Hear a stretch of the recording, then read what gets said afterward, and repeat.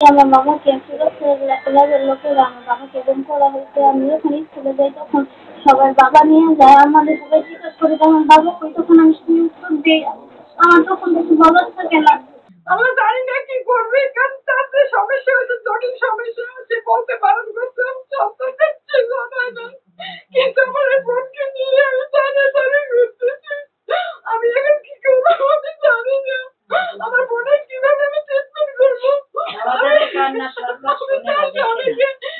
আমি তার হাতে তার স্বামী স্ত্রীতে হাসিটা দেখাতে পারতাম, তারাই বলতেছে না আমি কিছু করতে পারছি। আমি এখন কি করবো আমি জানি না, আমি জানি না। তাদের ভাই নিয়ে ছেলে নিয়ে সরকার তো কোনো কিছু এই বিষয়টা নিয়ে কোনো কিছু গ্রাহ্য করতেছে না। কেন সরকার এইভাবে চুপ করে আছে, কেন চুপ করে আছে? আমরা যে রাস্তা রাস্তা ঘুরতেছি, কেন সরকার চুপ করে আছে? এটা সরকারের কাছে আমার আবেদন। আমরা আমার এই লোকজনের সবাইরই যাতে বিচারের আওতায় না, সুস্থ বিচার তদন্ত করে, এটাই আমি সরকারের কাছে আবেদন। ওনার বন্ধু সেদিন রাত্রে 11টার দিকে বাসায় আসে, আমাদেরকে কোনো তথ্য দেয়নি যে ভাইয়া আসছে বা কোথায় আছে না আছে, এগুলো কিছু বলেনি। আমরা তাকেও ফোন দিই, আমার ভাইয়াকে ফোন দিই, ভাইয়ার ফোন সন্ধ্যা থেকে বন্ধ থাকে। তো ওই বন্ধুর বাড়িতে আমরা তারপরের দিন সকালবেলা যাই, যাওয়ার পরে ওনারা বলতেছে যে ওই তার ছেলে মানে বন্ধুর বাবা মা বলতেছে সে আসেনি, আমরা জানি না, আমরাও তার খোঁজ খবর পাইনি। আর কিছুক্ষণ পর সন্দেহজনকভাবে আমরা তাদের বাসায় আবারও যাই, যাওয়ার পরে বলতেছে মানে ঘরে ছিল, তো আমরা দেখে ফেলি। দেখার পরে আমার মা বাবা তারা জিজ্ঞেস করতেছে যে তুমি আসলা, আমার ছেলেকে নিয়ে গেলা তুমি, তাহলে তুমি কেন আমার ছেলের কোনো খবর দিলা না, বা তুমি আসলা, ও কোথায়? পরে বলতেছে যে আমাদের গতকালকে সন্ধ্যার সময় এয়ারপোর্ট থেকে আমাদের দুজনকে আর কি ধরেছিল, তো আমাকে টঙ্গিতে ছেড়ে দিয়ে যায়, ধাক্কা মেরে ফেলে দিছে। উনি এটা বলছে যে ধাক্কা মেরে ওনাকে গাড়ি থেকে ফেলে দিয়েছে আর ওকে ধরে নিয়ে গেছে।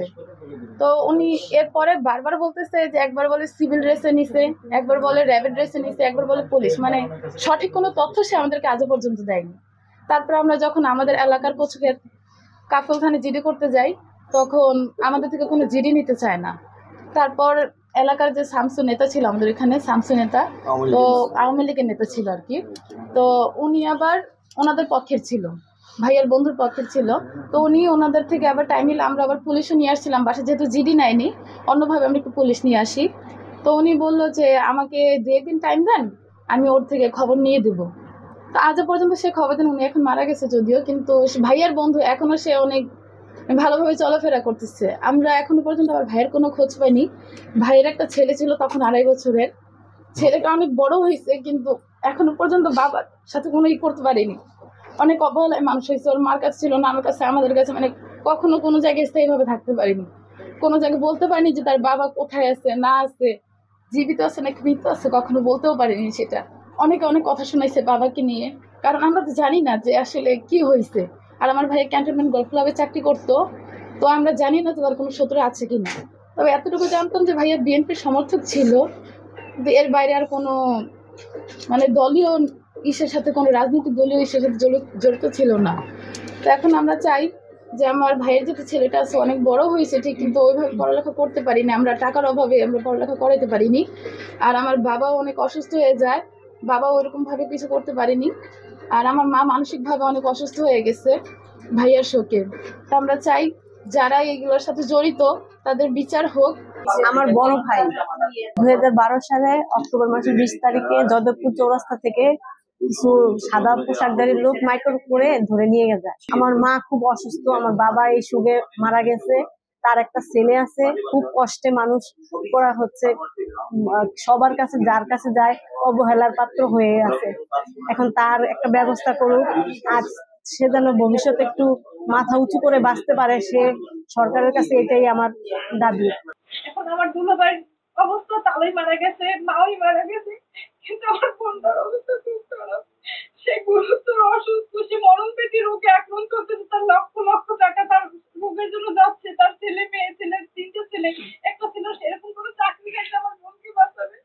আজকে দেখেন সংঘর্ষ হলো, এত বড় একটা হয়েছে, আমার বোনে আসতে পারে না কেন, আমার দুলাভাই আমার আসতে পারে না কেন, আমি ওদের আমার বোনের মেডিকেল বলেন যা বলেন সব আমি করতেছি, তার ছেলেরা করতেছি, কিন্তু আমরা এখন নিঃস্ব হয়ে গেছি। আমরা বোনকে কিভাবে বাঁচাবো জানি না। আমার বোনের প্রতি মাসে 1.5 থেকে 2 লাখ টাকা লাগে। এখন এই বোনটার সম্পত্তি আছে, কিন্তু বোনের তো সম্পত্তি থাকলেও সে নিঃস্ব, সে একদম জিরো।